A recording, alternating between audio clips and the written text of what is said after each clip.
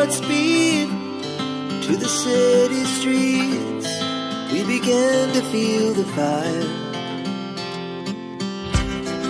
We rise like tall buildings as the chemicals, they take us higher. The night's young and it's just begun as she puts her hand in mine.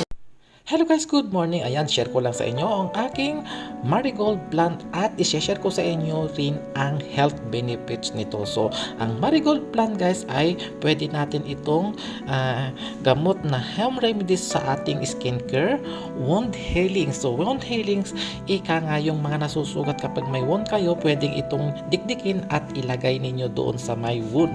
And then, anti-inflammatory, anti-fungal. So, yung mga may sakit dyan ng mga skin, yung mga anti-fungal, ibig sabihin yung mga an-an, had-had, yung mga ganyan, pwede rin itong ipahid yung dahon. So, ito rin guys yung ano natin, health benefits ng pagkain ng marigold. So, marigold petals are rich in antioxidants which can help reduce inflammation and protect cells from free radical damage.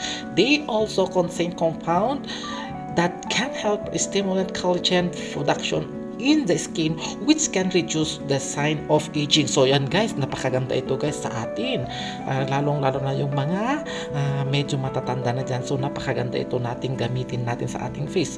Ayan, so ayan, meron na naman kayong natutunan sa ating video for today. So ayan guys, at ito pa rin guys, pwede rin nating itong gawin ding tea. Napakainam ito at haluan natin siya ng honey bee. It depends sa inyong gusto nyong tamis. Ayan, so ayan, na-share ko na sa inyo ang mga health benefits ng halamang ito. Napakaganda ito guys, itong marigold na to. So ayan, magtanim kayo ng marigolds guys kasi napakaraming benefits na makukuha natin dito. So yung mga nagpapapayat din, maganda rin ito kasi may antioxidant ito. So ayan, mga mare, ayan, pag natuyo na yung aking marigold, kasi mayroon akong marigold dito ngayon, single na orange, single na yellow, at double na yellow, at saka double din na orange. Ayan, napakaganda itong halaman na to guys, as you can see, diba?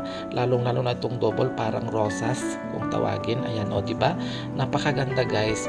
So ayan guys, dati marami akong variety nito guys, may violet, orange, red at saka yung blue, pero nawala na. Pinadala ko sa Pilipinas, hindi daw tumubo, sabi ni Inang, na sayang, pero nawala ko dito, pinadala ko lahat sa Pilipinas. So ang naiwan lang dito sa akin, orange na single, double at saka yellow na double, saka single na marigold. Ayan, as you can see, yan. Ang dami kong ano ngayon guys. So kung gustong humingi sa aking marigold, ayan, pag marami yan guys, so i-share ko sa inyo ito. Ayan, thank you for watching. Bye bye.